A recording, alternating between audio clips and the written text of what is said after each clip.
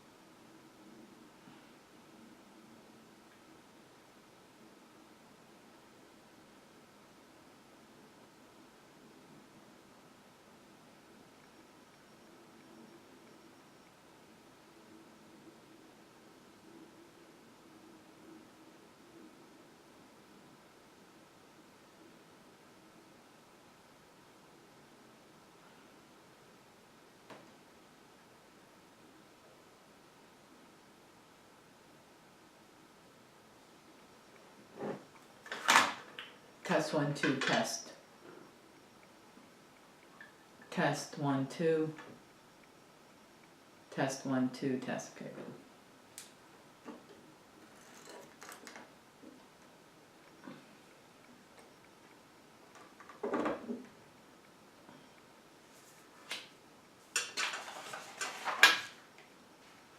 Maybe I should be over here. This might be better.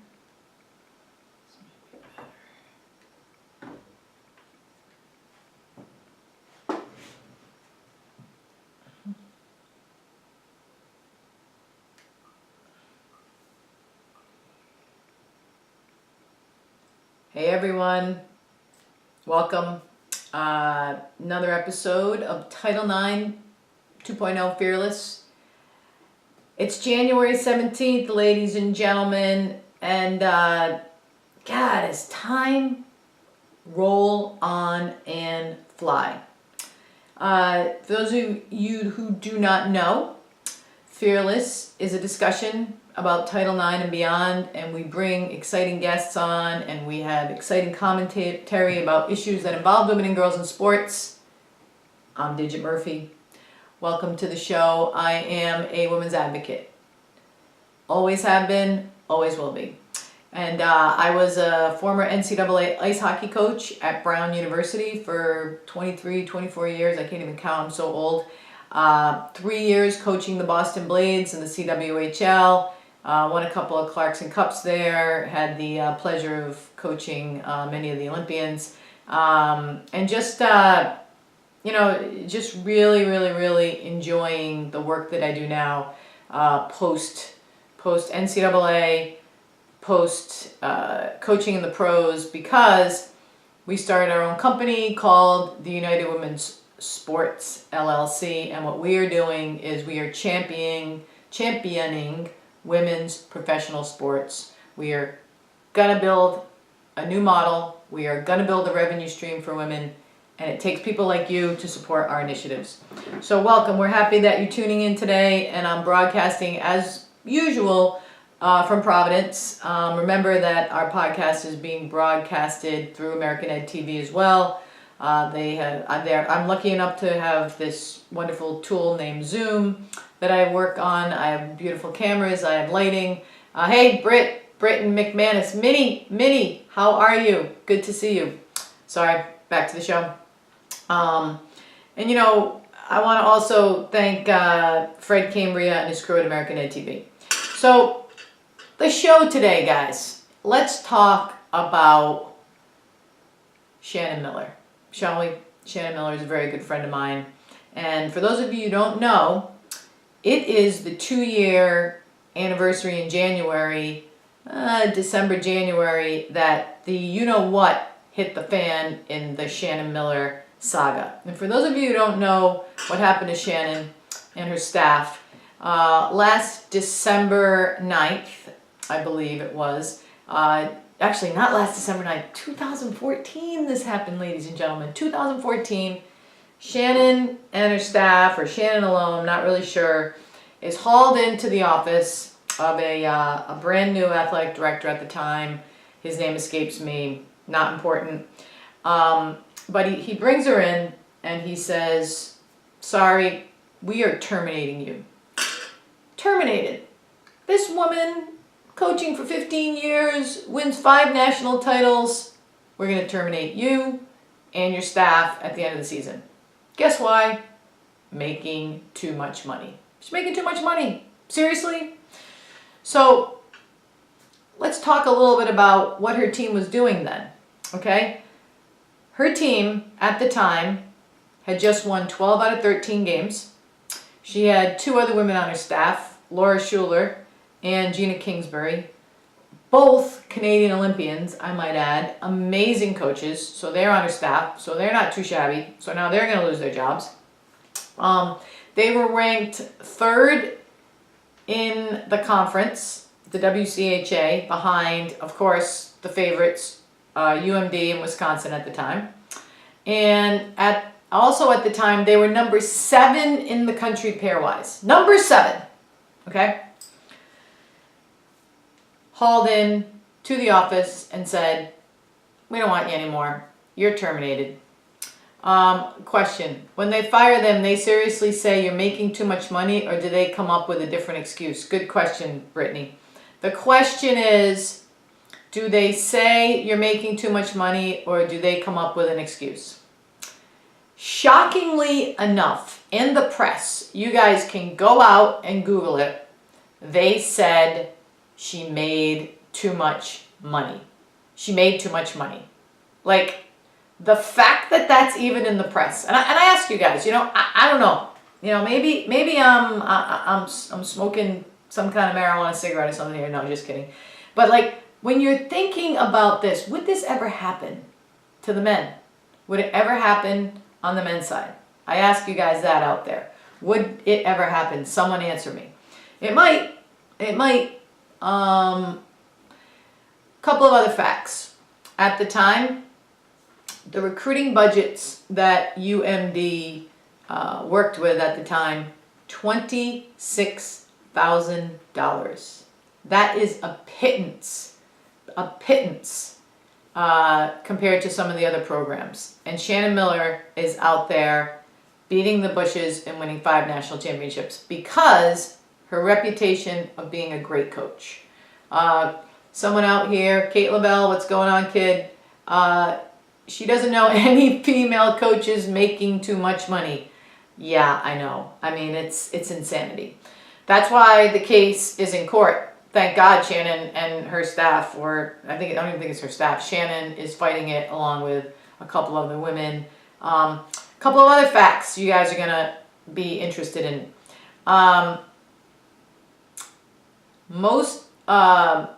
All 3 coaches that they fired, okay, were gay women.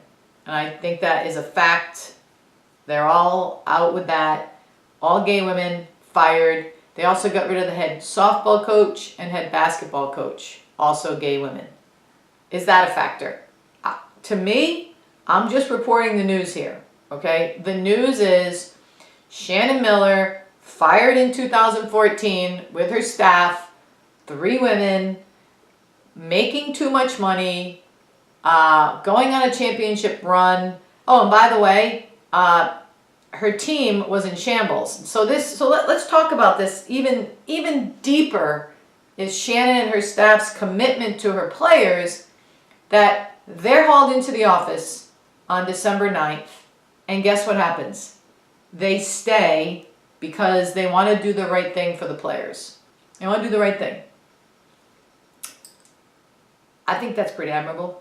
How about you guys? You think that's pretty admirable? I do. So I ask you guys again, would it happen on the men's side? Or, I mean, it might. It really might. Not sure. So, it's a 2-year anniversary coming up. It's probably going to be going to the court case. I cannot wait to see what happens. Let's do the Title IX pledge. And like you guys, I think you see right now, I got no one on my show tonight. I felt like doing a little monologue. I have fun doing the monologue. So I'm going to do it again. Every once in a while, I'm going to do the monologue. So, Title IX pledge. No women, Freudian slip.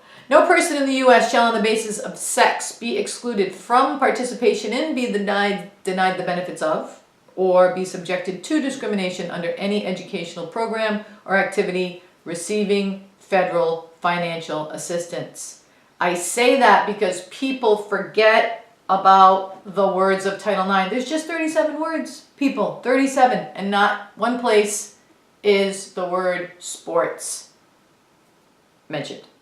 For those of you just joining, we are talking about the 2-year anniversary of Shannon Miller being fired for making too much money, hauled into the office, December 9th, 2014, her, Gina Kingsbury, Laura Schuler, Olympians, Olympians get fired because, get this, they're making too much money. And I ask you guys again, anyone that's joined, would it ever happen on the men's side? And it might happen. Brittany answering, and wow, I had that happen to me at my first job at 22 years old. 6 weeks into working there, our AD resigns, new AD, and then I can't see the rest of the comment, Britt. But, so you get fired. I mean, seriously, like, honestly, how does this happen? It begs the question, though. It begs the question, because I know this happened to me when I was at university. As you get older, as a woman in sports and in life, okay, you start to have more of an opinion. You start to demand more. What happens to you? How are you perceived from that population? How are you perceived from the athletic department? How are you perceived from the university? Are you perceived as a leader, as someone who is fearless, as someone who speaks their mind, or are you a threat? I'm not sure. Scott McLean writes in, do you think it was a new AD? Hey Scott, how's Lissa doing? Do you think it was a new AD making a name for himself or a puppet for the administration? Really good question. What do I think?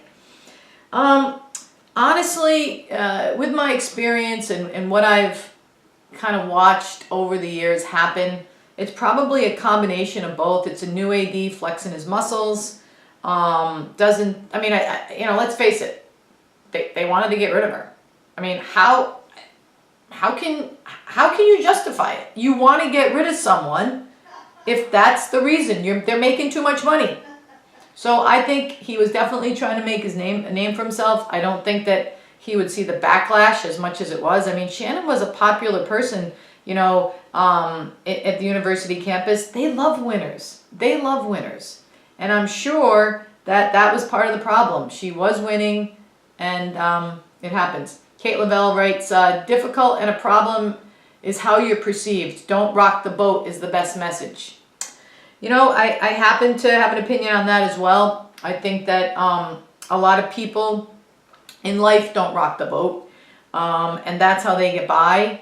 And I think those people in the long run suffer. That's on them. I think that Shannon Miller right now, what she's doing to stand up for herself and the rights of women and the rights of coaches throughout the country is awesome. She is doing it. A lot of women, though, let's face it, don't have such a clear-cut case. They can't afford to rock the boat. They need their jobs. Lots of times, what goes without saying is that women go in, they complain to HR about the treatment, athletes included. They're either brushed off, okay, or they're perceived as a threat. Let's face it, that's the way of the world right now. And Kate says you have to stand up, no more silent coaches. I agree. I think that, women have to stand up for their rights, but I liken it, to back in the day when there were no unions. I mean, one of the issues that's happening right now is that there's no protection. Everyone's siloed, and right now there's no enforcement. There's no enforcement from the NCAA.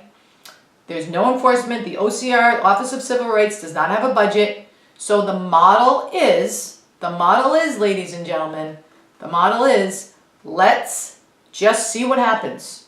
And the universities have resources. They protect their own, which is the university, and it happens. It is what it is. But we have to engage in the dialogue.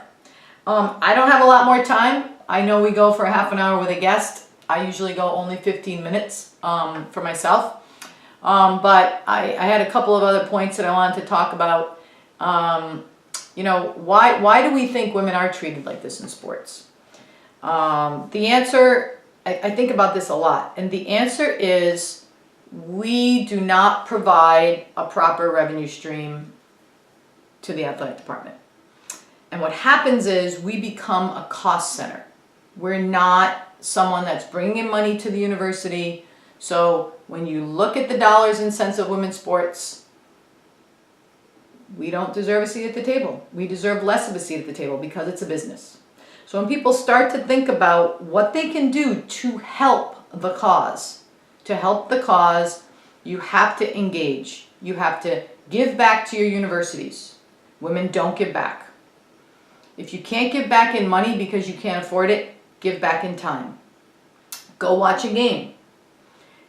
Put some fannies in the seats.